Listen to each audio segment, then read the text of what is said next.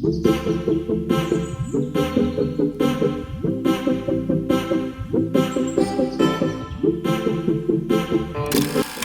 বন্ধুরা, Radhe Govinda, welcome to my channel.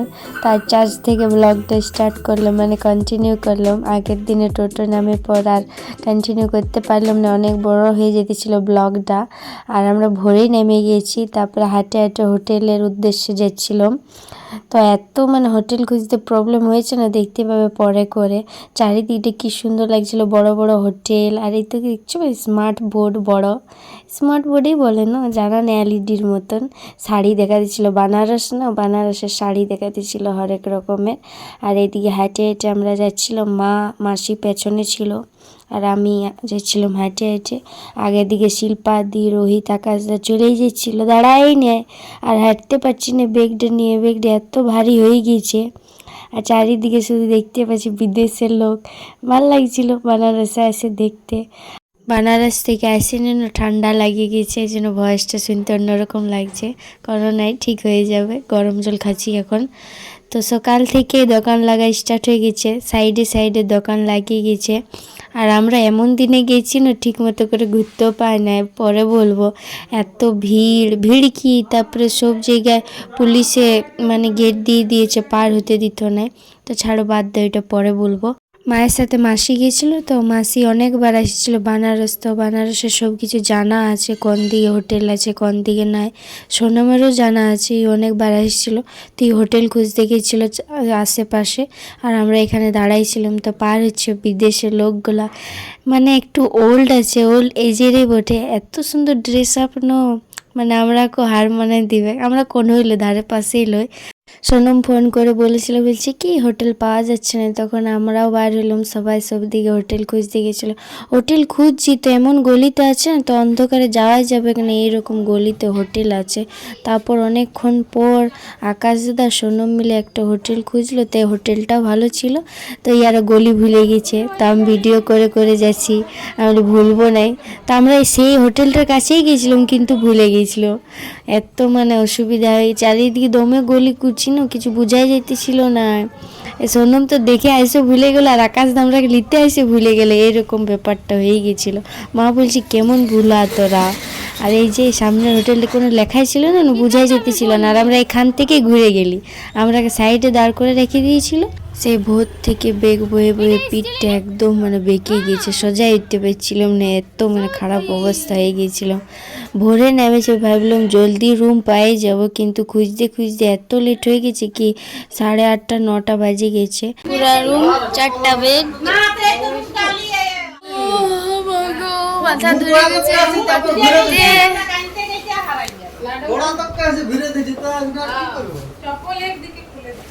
Many, many minutes later. একটু rest করে পর চান টান করে রেডি হয়ে নিয়েছি। আর আমি আয়নার কাছে ভিডিও বানাতেছিলাম। রুমের মধ্যে অনেক বড় আয়না ছিল। তারপর বার হয়ে গেলাম ঠাকুর দর্শন করার জন্য, আশেপাশে যা মন্দির ছিল। আর হোটেল যাওয়ার আগে একটা টেম্পু রিজার্ভ করে নিয়েছি, কিন্তু এটা পরে করে একটা টুইস্ট আছে, দেখতেই পাবে টেম্পু না কি বটে। রাস্তায় হেঁটে হেঁটে যাচ্ছিলাম, তখন সাইডে কি সুন্দর সুন্দর ফুল ছিল। তো আমি ক্লিপটা নিয়ে নিলাম তোমাকে দেখাবো বলে। চলো, ফুলটা ভিজাইছি না, তার জন্য বার করে এই যে বাইরে আছে। প্রথমে যে মন্দিরটায় গেছিলাম, এখানে ভিডিও করা অ্যালাউ ছিল না, তার জন্য এই ক্লিপটা দিতে পারলাম না। ভিডিও করেছিলাম, তারপরে আমি জিজ্ঞাসা করলাম, বলি পোস্ট করতে পারবো কি না। তখন বলছে না না, শেয়ার করা যাবে না কোনো জায়গায়। তারপরে রাম মন্দির চলে এলাম, এখানে রাম মন্দিরই ছিল, গৌশালা ছিল, সব কিছুই ছিল, কৃষ্ণ মন্দিরও ছিল, মন্দিরটার নাম জানা নাই। তো এখানে আমরা হাঁটে হাঁটে যাচ্ছিলাম, মারা পেছনে ছিল, ভোগ নকিলি ছিল। আমি বলি একটাই ভোগ নেবে। আর আগেও ভিতরেও ভোগের দোকান ছিল। আর এখানে আকাশ দাদা ভয় পেয়ে গেছিলো, বলছে এখানে ভিডিও করা অ্যালাউ আছে কি না। আমি বলি আছে, এই যে সবাই করছে, আমি দূর থেকে দেখেছি ভিডিও করা, ভিতরেও অ্যালাউ আছে। তো আমি তারপর ভিতরে যাই পরেও কনফার্ম হলাম, বলি ভিডিও করা অ্যালাউ আছে কি না। ভিতরটা এতই সুন্দর ছিল যে কি বলে কোনো বোঝা যাবে না। উপরের লাইটটা এত সুন্দর ছিল, আমি লিয়েই নেই, পরে এসে দেখছি আমি এই ক্লিপটাই লিই নেই। প্রথমে যেতে যেতে একটা বড় শিবলিঙ্গ ছিল, সাইডে এত শিবলিঙ্গ ছিল যে আমি গুনি নেই কটা ছিল বলে। তখন মানে হতভম্ব, দেখেই চোখ ভরে গেছি, কি ভিডিও নিব কি নাই। এখানে সবাই শিবলিঙ্গতে জল ঢালছিল, আমিও পরে করে ঢালেছি, সেটা রোহিত ভিডিও করে দিয়েছে। মা বলছে ঢাল ঢাল, আমি বললাম হ্যাঁ ঢালছি। তারপরে একদিকে সাদা ছিল আর একদিকে কালো শিবলিঙ্গ ছিল, একদম পাথরের। কি বলে, কিছু যদি ভুল হয়ে যায় তো বলে দিবে, কারণ আমি ভুলভাল তো বলতেই থাকি, এটা কোনো নতুন ব্যাপার লয় আর আমার কোনো জানাও না কিছু বেশি। আর এখানে দেখছো রাম মন্দির এইটুকু নিয়ে নিলাম, এটাও ভুলে গেছি ফটো নিতে হবে বলে। রোহিতরা নিয়েছে, রোহিত আকাশ দাদা। আমি শুধু বলি তোমরাকে দেখাবো, আর নিজে দেখিয়েছি, নিজে মন ভরে দেখে নিয়েছি, তারপরে ভিডিও করেছি। অনেক ঠাকুর ছিল, বলছে দেখ দেখ দেখ। আকাশ বলছে ভিডিও লে ওই কর, আমি কিন্তু ভুলেই গেছি, এত ভুলা আমি। মানে এখন বাইরে গেলে না ফোনটা একটুকু চালাতে কম করি, কিন্তু নিজে দেখতে খুঁজি। তারপরে মনে পড়ে হ্যাঁ আমার একটা চ্যানেল আছে, সবাইকে দেখাতে হবে। তা আগে নিজে দেখবো তবে না তোমরাকে দেখাবো।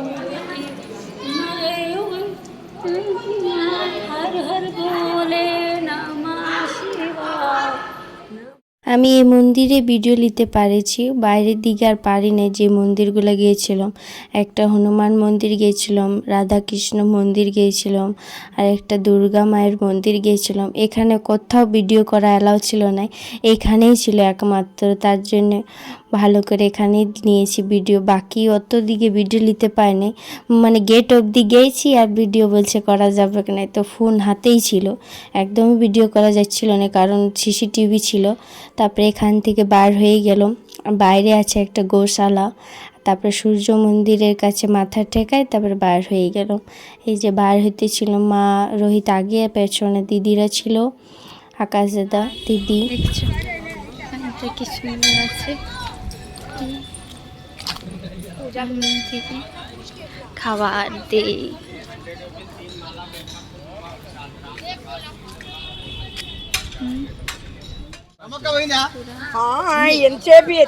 চলাতে আসে একটু গায়েগুলোর মাথায় হাত বুলাই নিলাম, সবাই খাবার খাওয়াতেছিলাম, আমি খাওয়াইলাম না। তা আকাশ দা বলছে ঘরে তো গায়ে গরু আছে, কোনোদিন এমনি তো করিস না। আমি বলি ঘরের গায়ে গরুগুলো মারে, সামনে আইলে মাথাটা এমন হিলাবে বাবা ভয়ে এক দূরে চলে যাবো, তো এই জন্য ঘরে যাইতে খুঁজি নেই। মানে আমাদের ঘরের গরুগুলো যার উপর মানে হিসকা আছে তার আগে কিছু করবে না, নতুন কাউকে দেখলে এত বাবা রে ভয় দৌড়ে দিবে। আর এখানে কি সুন্দর মাথাটা ছুঁচি দিয়ে কিছু করছে না, খাবার খাচ্ছে কিন্তু কিছু করছে না। সাইডও মন্দির ছিল তো যায় নাই, সামনে থেকে আর রেখে দিচ্ছি। সামনে লাগা আমার কাছে আসছি, চলে গেল যে আমি খাবার দিব, আসছে না, চলে চলে যাচ্ছি।